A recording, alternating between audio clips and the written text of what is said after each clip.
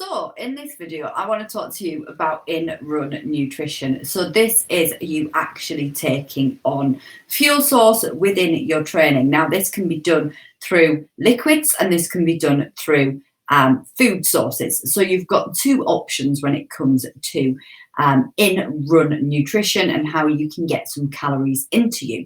The general consensus is that we're fine up to the hour point, and then there's all sorts of information and evidence about what we should be taking on per hour thereafter in order to achieve optimum nutrition throughout our run. Failure to bring that in, failure to actually bring in the nutrition can result in the bonk. And yeah, it sounds really bad, doesn't it? It's a really kind of bad expression that people go, what does that even mean? But it is that point in time where your body's just run out of energy. It's just got nothing left to give. And that is the sort of area where it just goes, no more. No more. We've got nothing left to give to the muscles. And my experience of the bonk was that just like my legs didn't belong to me, I couldn't instruct them to make any kind of movement of any speed whatsoever. And it's obviously what we want to avoid completely. The Australian Institute of Sports recommendations and guidelines for in-event fueling are that under 45 minutes, it's not required. It's not required at all.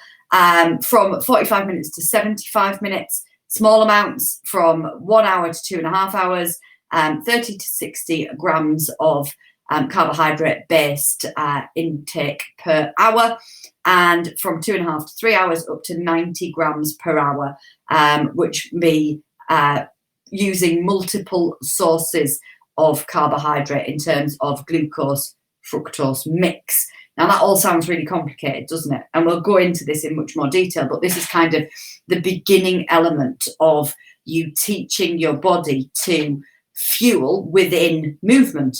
And what we don't want to do, and what we all avoid doing, is trying new stuff, because the last thing we want to do is go out and do a long training run and try something brand spanking new and end up with massive gastric problems, and then the outcomes aren't good in a variety of ways. So how can we smooth that transition a little bit? So whether you have never fueled within training or movement before, or whether you have done it and have one safe go-to thing, then sometimes we need to look at the experimentation and taking it right back.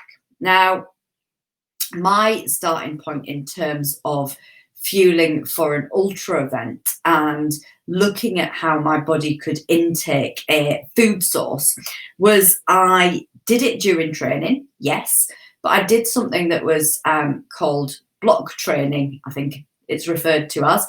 And it would be about cumulative effect training. So I would go out and I would do my run, and then I would go out for a walk with a friend immediately afterwards. So it was based on time on feet, and it was a combination of the run and then the walk, so that I could start to look at the continuation of fueling strategy over a long period of time.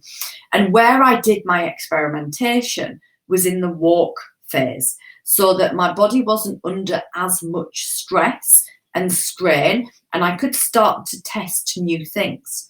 Now, if you can't walk and eat the thing that you intend to use within your run, then whoop, whoop, whoop, big warning sign there.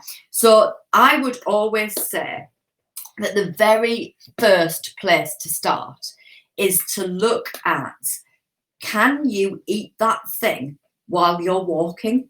Can you eat that thing or ingest that thing, whether it's a sports drink that includes carbohydrate, whether it's a gel, whether it's a nutrition bar, whether it's real food? Can you do it and walk at a reasonable pace and feel okay? So that would always be my first test on bringing in a new type of nutrition, or a new type of even a new brand of gel, would I be able to take that in whilst walking? And that would always be sort of the first tick in the box.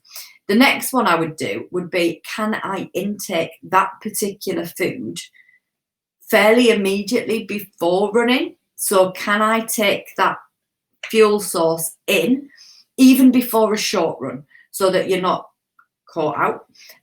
You could add it to one of your short runs of the week. You could intake that prior to your run. How does that feel gastrically? Because the last thing you want to do is be an hour and a half, 2 hours into a run, take on something that you have never tried before and end up in gastric distress. Nobody wants that. So my first foundational laying stage would be, can I do it within a walk? Can I do it and then run off it?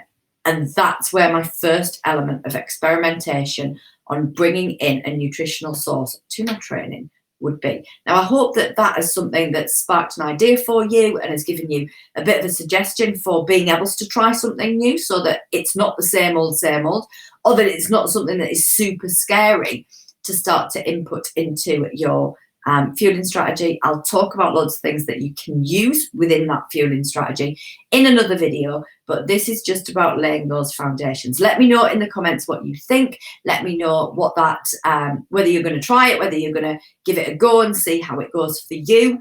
And also make sure that if you haven't already, that you subscribe to the channel and that you hit the little notification bell, so that you are kept up to date every time a new video hits the waves. So try in walking, try before a shorter run, start to sow the seeds and ask your stomach what it thinks of a new nutritional strategy for your long runs. Speak soon. Bye.